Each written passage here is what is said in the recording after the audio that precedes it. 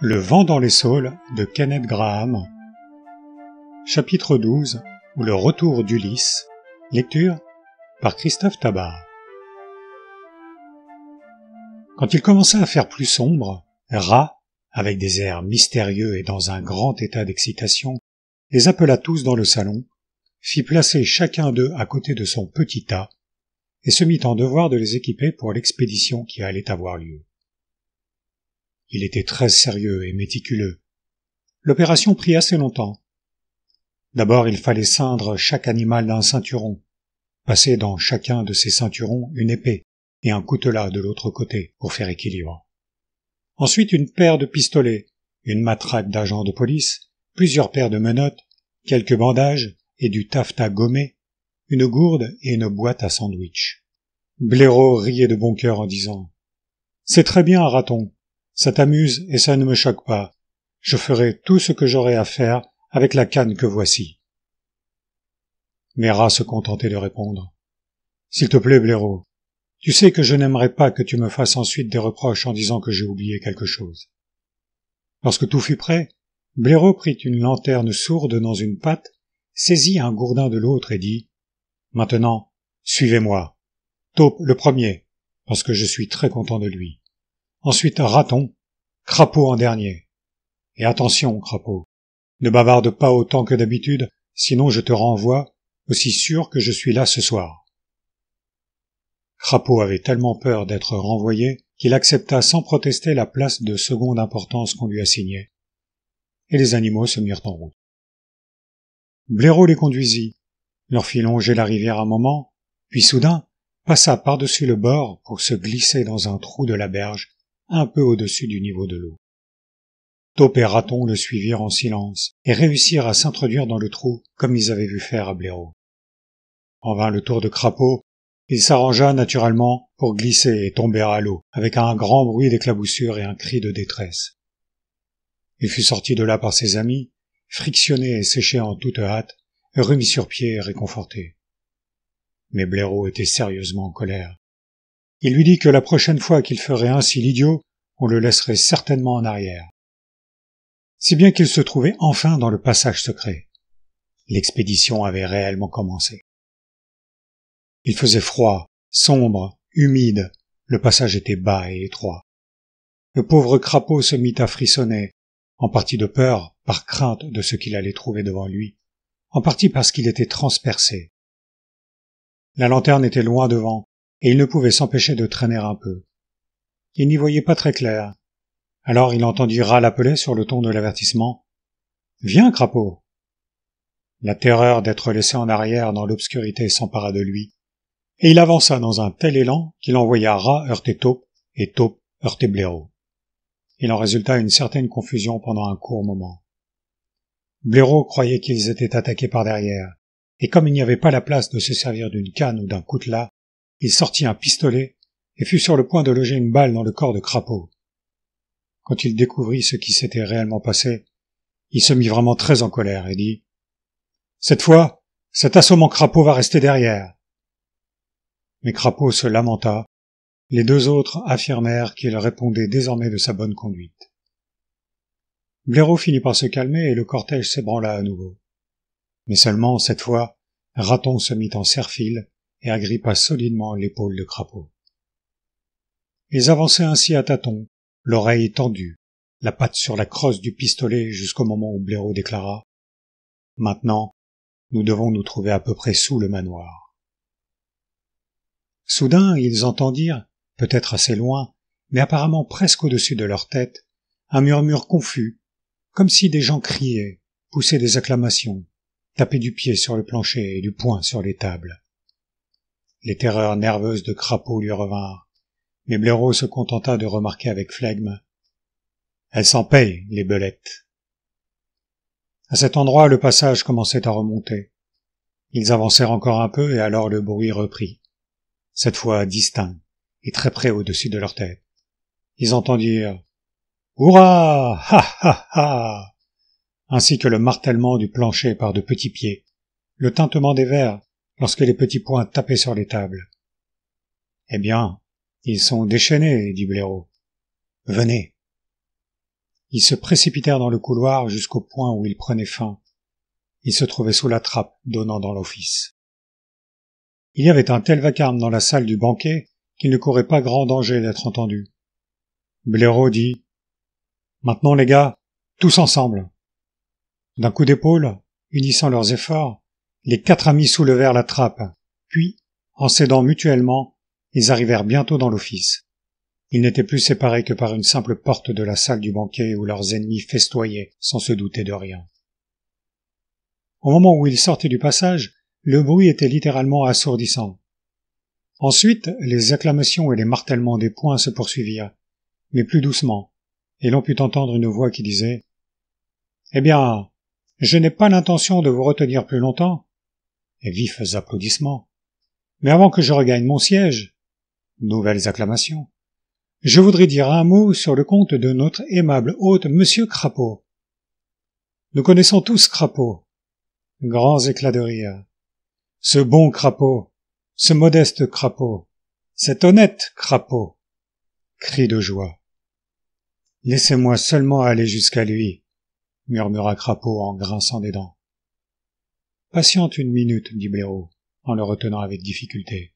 « Tenez-vous prêts, vous tous. »« Permettez-moi de vous chanter une petite chanson, » continua la voix, « que j'ai composée sur Crapaud. » Applaudissements prolongés.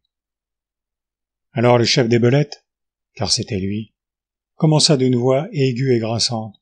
« Et Crapaud s'en va flânant, et gaiement dans la rue. » Blaireau se redressa, saisit fermement son gourdin des 2 pattes, jeta un coup d'œil circulaire à ses camarades, et s'écria « Le moment est venu! Suivez-moi » Et la porte s'ouvrit toute grande. Mon Dieu, quels cris aigus, perçants, grinçants emplirent la salle. Les belettes terrifiées plongeaient sous les tables et grimpaient comme des folles aux fenêtres. Les furets se ruaient désespérément vers l'âtre et s'entassaient dans la cheminée. Tables et chaises étaient renversées. Les verreries et les porcelaines allaient se briser sur le plancher dans la terrible panique qui suivit la ruée des 4 héros dans la pièce. Le puissant Blaireau, la moustache en bataille, faisait siffler son grand gourdin. Taupe, sombre et menaçant, brandissait sa canne en poussant son terrifiant cri de guerre. « Une taupe! Une taupe !» Rat, décidé, prêt à tout, le ceinturon bardé d'armes de toutes sortes et de toutes les époques. Crapaud, frénétique à force d'excitation et d'orgueil blessé, était si gonflé qu'il atteignait le double de son volume habituel. Il sautait en l'air en faisant des houps qui les glaçaient jusqu'à la moelle des os. « Crapaud s'en va en partie de plaisir, hurlait-il. « Je vais leur en donner du plaisir, moi. » Et il se dirigeait tout droit sur le chef des belettes. Ils n'étaient que 4 en tout, mais pour les belettes frappées de panique, c'était comme si la salle avait été pleine d'animaux monstrueux, gris, noirs, bruns, jaunes, poussant des hurlements et agitant d'énormes gourdins. Elles s'enfuirent avec des cris aigus de terreur et de consternation, de tous les côtés, par les fenêtres, en montant dans la cheminée, partout où elles pouvaient espérer se mettre à l'abri de ces terribles cannes. L'affaire ne tarda pas à être liquidée. Les 4 amis arpentèrent la salle dans toute sa longueur, donnant des coups de canne à toute tête qui se montrait. En 5 minutes, la pièce était nettoyée. Par les vitres brisées, les cris de terreur des belettes en fuite à travers la pelouse leur parvenaient affaiblis.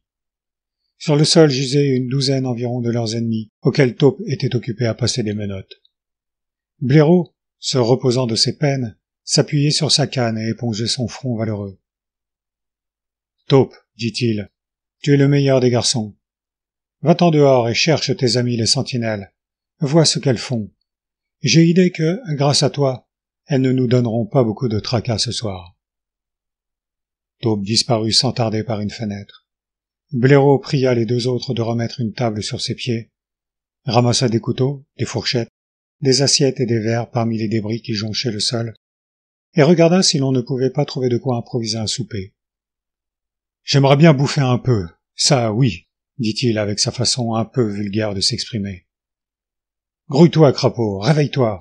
Nous t'avons rendu ta maison, et tu ne nous offres même pas un sandwich. » Crapaud se sentait un peu vexé et pas fait de compliments comme à Taupe.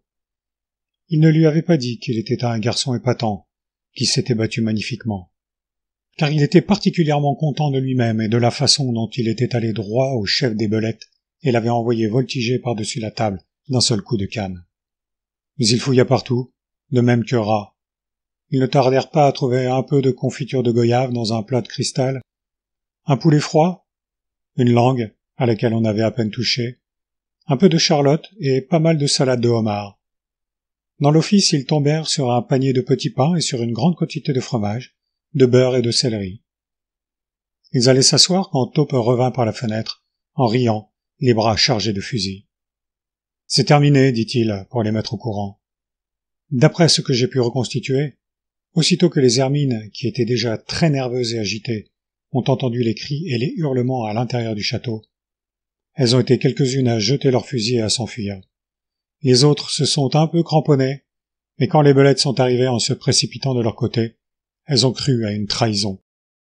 Les hermines ont saisi les belettes à bras-le-corps, celles-ci se sont débattues, elles se sont donné des coups, elles ont roulé les unes sur les autres jusqu'à la rivière. Actuellement, elles ont toutes disparu, d'une manière ou d'une autre, et j'ai leur fusil, donc tout va bien. Excellent animal plein de mérite, dit Blaireau, la bouche pleine de poulet et de charlotte. Maintenant, il n'y a plus qu'une chose que je veux que tu fasses, Taupe, avant de te mettre à table pour souper avec nous. Je ne voudrais pas t'ennuyer, mais je sais que je peux me fier à toi pour veiller à ce qu'une chose soit faite, et je voudrais pouvoir dire la même chose de tous ceux que je connais. J'aurais bien envoyé Raton, si ce n'était pas un poète. Je veux bien que tu emmènes à l'étage au-dessus tous ceux qui sont là sur le plancher, que tu leur fasses nettoyer et arranger quelques chambres de manière à les rendre vraiment confortables. Veille à ce qu'ils balaient sous les lits, à ce qu'ils mettent des draps et des tés d'oreiller propres, rabattent un coin du drap au-dessus, comme tu sais que cela doit se faire, et fais mettre dans chaque chambre un pot d'eau chaude, des serviettes propres, des savonnettes neuves. Tu pourras alors leur donner une raclée à chacun, si ça te procure une satisfaction quelconque, et tu les mettras dehors par la porte de service. J'imagine que nous n'en verrons plus aucun. Après, tu reviens pour avoir un peu de cette langue froide, elle est de premier ordre. Je suis très satisfait de toi, Taupe. Le brave Taupe saisit un bâton, fit mettre ses prisonniers en colonne par un, leur donna l'ordre « Pas de gymnastique, en avant !» et conduisit son détachement à l'étage supérieur. Au bout d'un certain temps, il reparut, souriant, et déclara que chaque chambre était prête, propre comme un sous-neuf. « Et je n'ai pas eu à les rosser, ajouta-t-il. J'ai pensé que, dans l'ensemble, ils en avaient eu assez pour une soirée. Quand je leur ai soumis la question, les belettes se sont déclarées tout à fait d'accord avec moi, et ont dit qu'elles ne songeaient pas à me faire d'ennui. Elles étaient très repentantes. Elles ont dit qu'elles regrettaient beaucoup ce qu'elles avaient fait, que c'était la faute de ce chef des belettes et des hermines. Si jamais l'occasion de se racheter se présentait pour elles, nous n'avions qu'à le leur faire dire. Et ainsi je leur ai donné un pain à chacune, et je les ai fait sortir par la porte de service. Elles sont parties en courant à toutes jambes. Taupe approcha sa chaise de la table et se mit à piocher dans la langue froide. Et Crapaud, en véritable gentleman qu'il était, oublia sa jalousie pour dire de bon cœur « Merci infiniment, cher Taupe, pour tout le mal que tu t'es donné ce soir, et tout particulièrement pour l'intelligence dont tu as fait preuve ce matin. » « Voilà qui est parlé, mon brave Crapaud, » dit Blaireau, très satisfait. Ils finirent leur souper dans une atmosphère de grande gaieté et de contentement. Ils ne tardèrent pas à se retirer pour aller se reposer entre des draps frais, bien à l'abri dans la maison de famille de Crapaud, reconquise grâce à un courage incomparable, à une stratégie accomplie et à une connaissance parfaite du maniement des cannes. Le lendemain matin, Crapaud, qui, comme d'habitude, avait trop dormi, descendit honteusement tard pour prendre son petit déjeuner.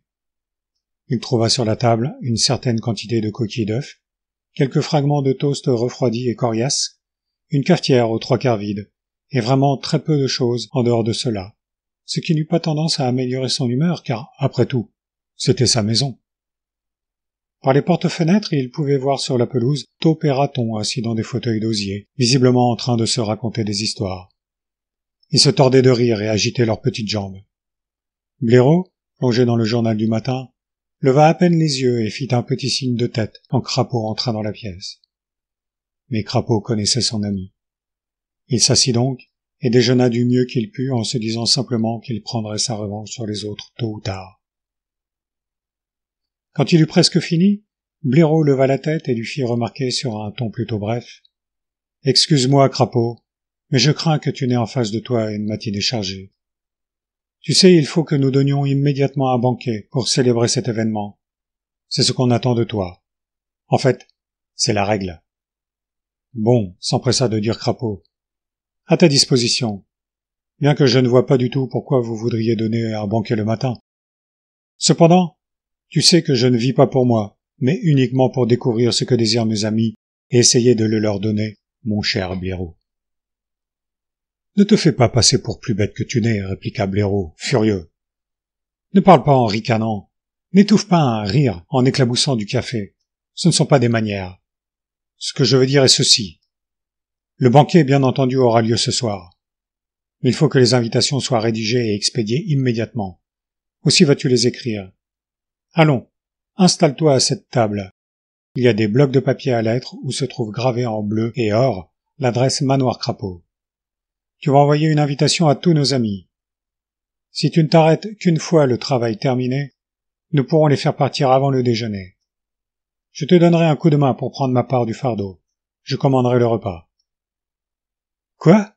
s'écria Crapaud, désappointé. « Je vais rester enfermé à écrire un tas de lettres assommantes par cette radieuse matinée.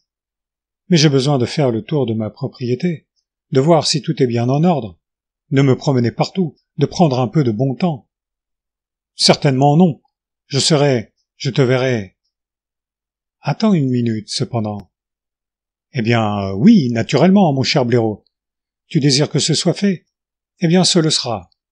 Va, Blaireau, commande le banquet, fais préparer ce que tu voudras. Et puis va dehors te joindre à l'innocente allégresse de ces jeunes gens, en m'oubliant, en me laissant aux prises avec mes soucis et mes durs travaux.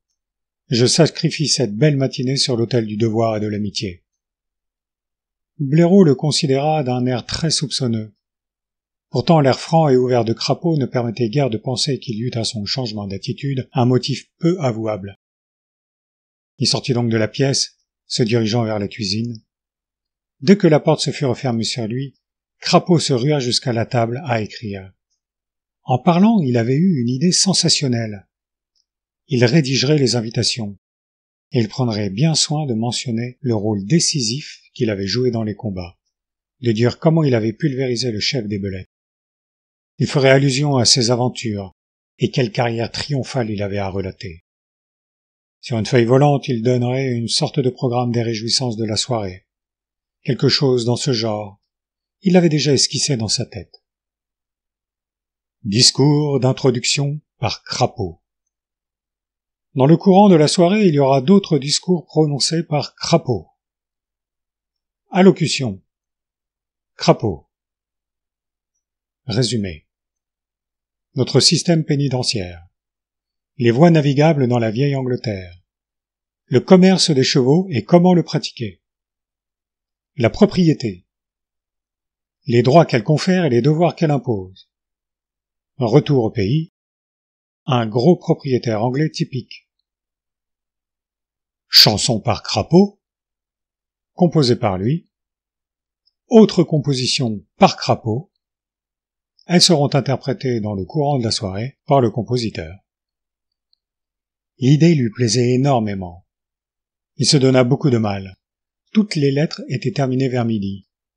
À ce moment-là, on lui dit qu'il y avait à la porte une petite belette en guenilles qui demandait timidement si elle ne pourrait pas être de quelque utilité à ces messieurs.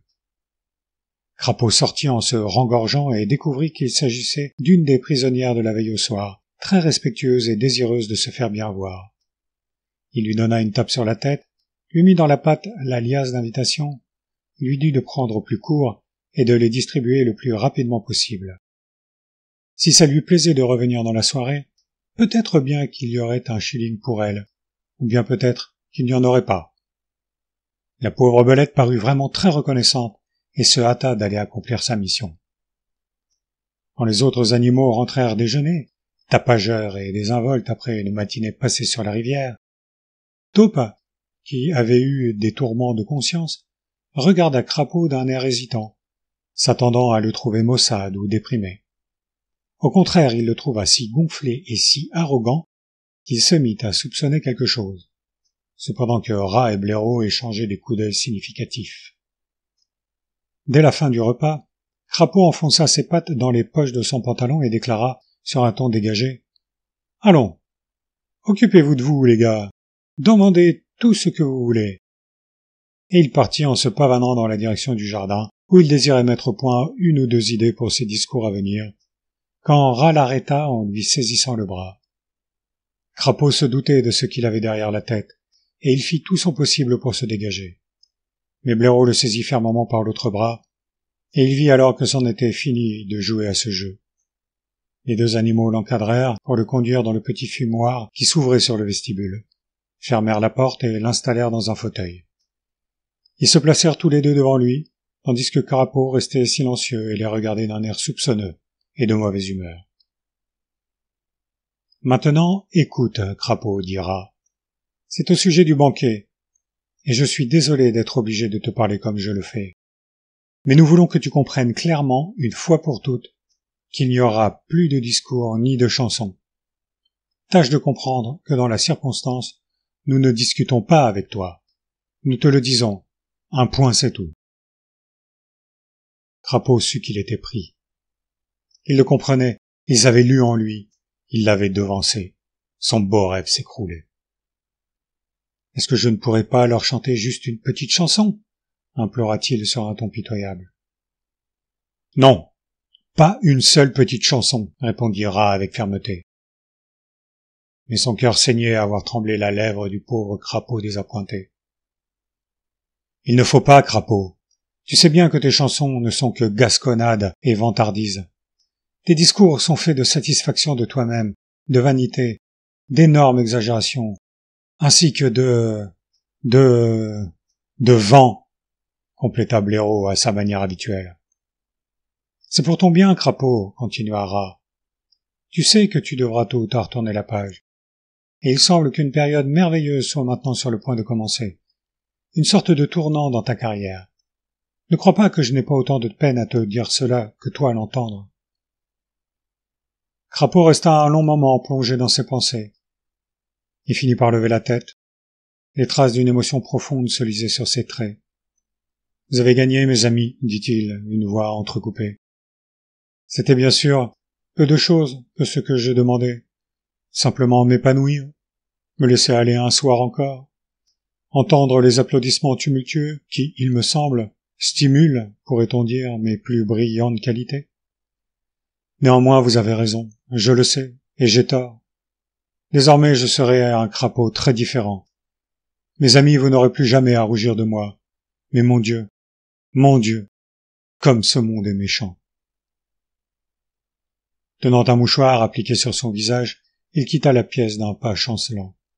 « Blaireau, dit Rat, je me fais l'effet d'une brute. Je me demande de quoi tu te fais l'effet, toi. »« Ah, je sais, dit Blaireau avec tristesse. Mais il fallait le faire. Cet excellent garçon doit vivre ici, conserver ce qui lui appartient, se faire respecter. Aurais-tu voulu qu'il devînt un objet de risée dont se seraient moqués Gosset, Belette et Hermine? Bien sûr que non, dit Rat. Et à propos, c'est une chance que nous soyons tombés sur cette petite Belette au moment où elle distribuait les invitations de Crapaud. D'après ce que tu m'avais dit, je soupçonnais quelque chose. J'en ai donc regardé une ou deux. Elles étaient simplement grotesques. J'ai confisqué le tout, et en ce moment, le bon taupe est installé dans le boudoir bleu, en train de remplir des cartes d'invitation toutes simples. Finalement, l'heure du banquet approchait. Crapaud, qui, en quittant les autres, s'était retiré dans sa chambre, était toujours sur un siège, mélancolique et pensif. Il avait le front appuyé sur la patte. Il méditait longuement et profondément. Puis peu à peu, son visage s'éclaira. Il eut un sourire qui se prolongea. Enfin, il se mit à rire sous cape d'un air timide et embarrassé. Il se leva, ferma la porte à clé, tira les rideaux, rassembla les chaises, les arrangea en demi-cercle et se campa devant en se gonflant ostensiblement. Alors il salua, toussa 2 fois et, sans contrainte, se mit à chanter d'une voix de fausset, au profit d'un auditoire enchanté qu'il voyait avec les yeux de l'imagination. La dernière petite chanson de Crapaud. Crapaud est rentré chez lui, dans le salon panique, dans le hall ourvari, hurlement dans rétable, grand cri dans l'écurie. Quand Crapaud rentre chez lui, quand Crapaud rentre chez lui, vitres cassées, portes brisées, carnage d'hermine jonchant le plancher. Quand Crapaud rentre chez lui, bang battait tambour. Les soldats saluent, les trompettes sonnent, les autocornes, les canons tonnent. Le héros paraît dans tous ses atours. Criez hurrah, que chacun dans la foule crie plus fort, en l'honneur de celui dont nous sommes si fiers. De Crapaud, c'est le jour de gloire. Il chantait très fort, mais avec douceur et beaucoup d'expression. Quand il eut fini, il recommença. Puis il poussa un profond soupir, long, très très long. Alors il trempa sa brosse dans le pot à eau, partagea ses cheveux par le milieu, et les colla de telle sorte qu'ils soient bien plats et lisses de chaque côté de son visage. Puis il ouvrit la porte et descendit tranquillement l'escalier pour accueillir ses invités qui, il le savait, devaient être en train de se réunir dans le salon.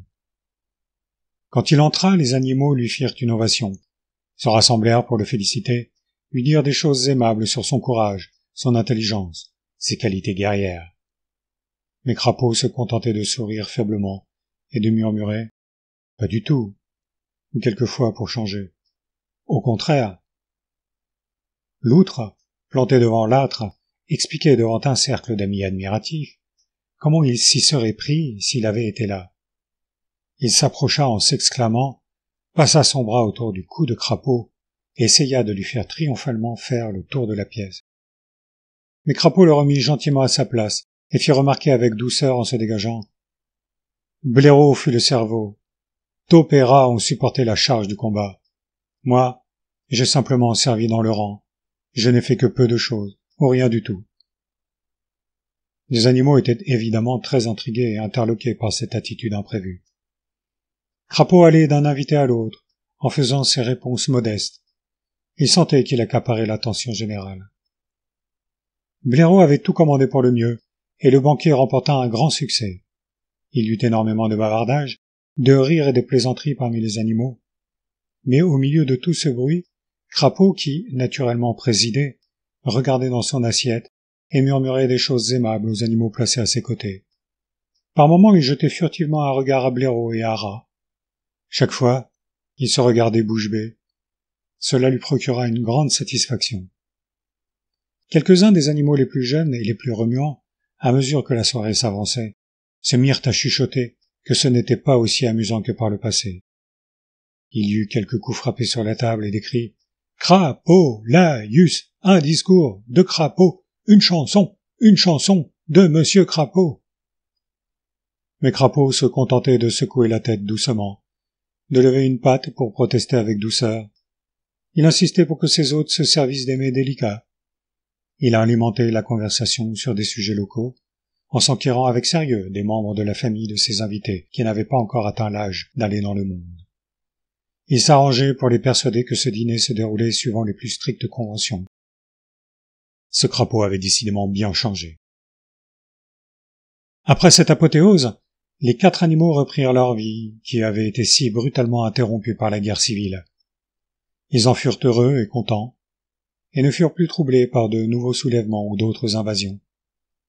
Crapaud, après avoir pris l'avis de ses amis, choisit une élégante chaîne d'or avec des médaillons ornés de perles qu'il fit parvenir à la fille du geôlier, accompagnée d'une lettre que Blaireau lui-même reconnut être modeste, reconnaissante et pleine de considération. Quant au mécanicien de locomotive, il fut convenablement remercié et reçut une compensation pour ses peines et soins. Grâce à l'insistance de Blaireau, même la marinière, au prix de quelques efforts, fut retrouvée, et la valeur de son cheval lui fut discrètement remboursée. Crapaud réagit très violemment à cette mesure, se présentant comme un instrument du destin, envoyé pour punir les grosses femmes aux bras musculeux qui ne savent pas déceler un véritable gentleman quand elles en trouvent un sur leur chemin. La Sammancose, il est vrai, n'était pas ruineuse, l'estimation du bohémien ayant été considérée par les experts locaux comme à peu près correcte. Parfois, au cours des longues soirées d'hiver, les amis allaient faire une incursion dans le bois sauvage, maintenant complètement pacifié, au moins en ce qui les concernait. Il était agréable de voir le respect avec lequel les habitants les accueillaient, comment les mamans belettes faisaient venir leurs petits à la porte de leur trou pour leur montrer « Regarde, bébé, voici le grand monsieur Crapaud, et le courageux rat, un terrible guerrier, est celui qui marche à côté de lui. Et derrière vient le fameux monsieur Taube dont tu as si souvent entendu parler par ton père. » Mais quand les enfants étaient dissipés et intenables, elle les calmait en leur disant que si elle n'arrivait pas à les faire taire et rester tranquilles, le terrible blaireau gris viendrait les chercher. C'était d'ailleurs pure calomnie, car si celui-ci n'aimait pas beaucoup le monde, il raffolait au contraire des enfants, mais la menace ne manquait jamais d'être efficace.